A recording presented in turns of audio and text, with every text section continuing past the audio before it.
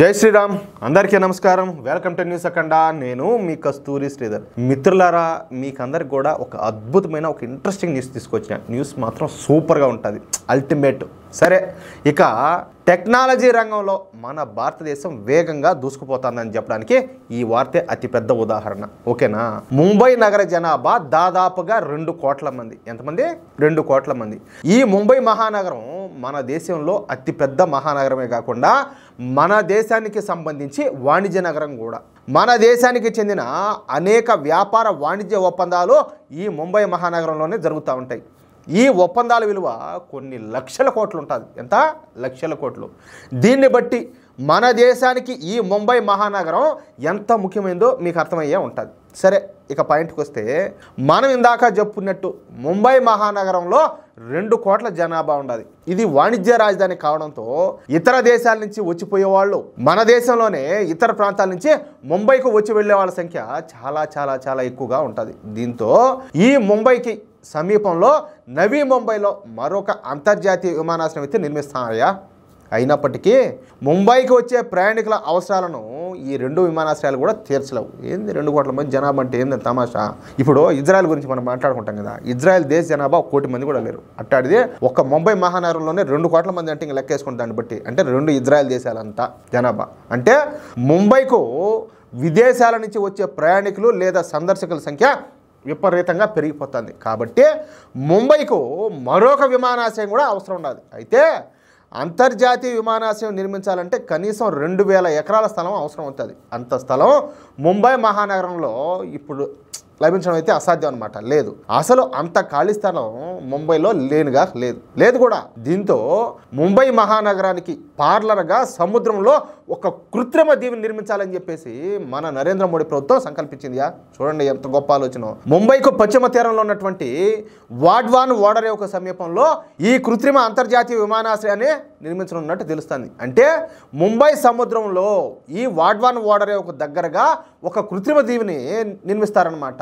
మన అంచనా ప్రకారం కనీసం 5000 ఎకరాల విస్తీర్ణం గల ఒక కృత్రిమ దీవిని నిర్మించనున్నారు. ఇక ఆ కృత్రిమ దీవి పైన ఈ విమానాశ్రయాన్ని అయితే నిర్మిస్తారనమాట. అంటే ఉదాహరణకు మీకు అర్థం చెప్పాలంటే, ఈ హాంకాంగ్ అంతర్జాతీయ విమానాశ్రయం, ఇంకా జపాన్లోనే ఈ కాన్సాయ్ అంతర్జాతీయ విమానాశ్రయం మాదిరిగానే మన ముంబైలో కూడా సముద్రంలో మరొక అంతర్జాతీయ విమానాశ్రయాన్ని నిర్మించున్నారు. దీనికి సంబంధించి ఇప్పటికే కేంద్ర పర్యావరణ శాఖ అనుమతులు ఇచ్చిందంట. అదేవిధంగా మహారాష్ట్ర ప్రభుత్వం కూడా తమ అంగీకార పత్రాన్ని అయితే కేంద్రానికి అందించింది. ఇకపోతే కీలకమైనటువంటి రక్షణ శాఖ కూడా తమ అంగీకార పత్రాన్ని అందించినారు. ఎందుకంటే ఈ కొత్తగా నిర్మించే కృత్రిమ దీవిలో అంతర్జాతీయ విమానాశ్రయంతో పాటు ఎయిర్ ఫోర్స్ బేస్ను కూడా నిర్మించే అవకాశం ఉండాలి. అందుకే రక్షణ శాఖ కూడా తమకు ఎటువంటి అభ్యంతరం కూడా లేదని చెప్పేసి సర్టిఫికెట్ అయితే ఇచ్చినారు. అర్థమవుతుంది కదా.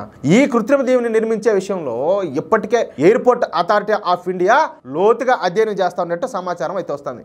ఎక్కడ, ఏ ప్రాంతంలో, ఏ పాయింట్ వద్ద ఈ కృత్రిమ దీవిని నిర్మించాలా, ఎంత వైశాల్యంలో ఈ కృత్రిమ దీవిని నిర్మించాలా, ఏ ఆకారంలో నిర్మించాలన్న అన్ని విషయాలపైన ఈ ఎయిర్పోర్ట్ అథారిటీ ఆఫ్ ఇండియా పూర్తి స్థాయిలో అధ్యయనం చేస్తుందంట. అయితే ఇప్పటి వరకు మనకు అందుతున్నటువంటి సమాచారం మేరకు ముంబై అంతర్జాతీయ విమానాశ్రయానికి వాడ్వాన్ పోర్టు 125 కిలోమీటర్ల దూరంలో ఉండాలి. కానీ ఇక్కడికి వచ్చే ప్రయాణికుల సంఖ్య చాలా ఎక్కువగా ఉంటుంది. అందుకే ఈ వాడ్వాన్ పోర్టుకు సమీపంలో ఈ కృత్రిమ దీవిని దాని మీద ఈ అంతర్జాతీయ విమానాశ్రయాన్ని నిర్మించనున్నట్టు తెలుస్తుంది. అయితే ఇదంతా కూడా పూర్తి దానికి ఎంత టైం పడుతుంది తెలిసిన?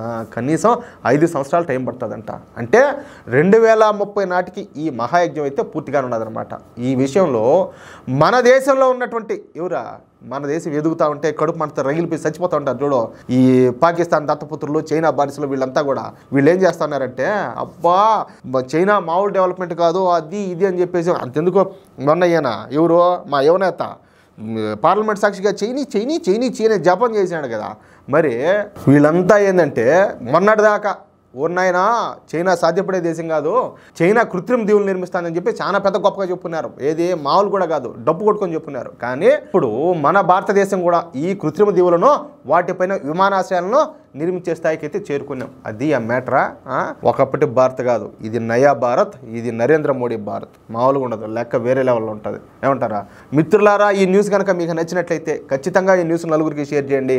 అదేవిధంగా ప్రతి ఒక్కరూ మీ యొక్క అమూల్యమైన అభిప్రాయాలు ఖచ్చితంగా కామెంట్ చేయండి. ఓకేనా? ఇంకో మాట, ఇంతవరకు మన ఛానల్ మీరు సబ్స్క్రైబ్ చేసుకున్నట్టయితే ప్రతి ఒక్కరు కూడా మన ఛానల్ సబ్స్క్రైబ్ చేసుకోండి. ప్లీజ్ సపోర్ట్ చేయండి. జై శ్రీరామ్.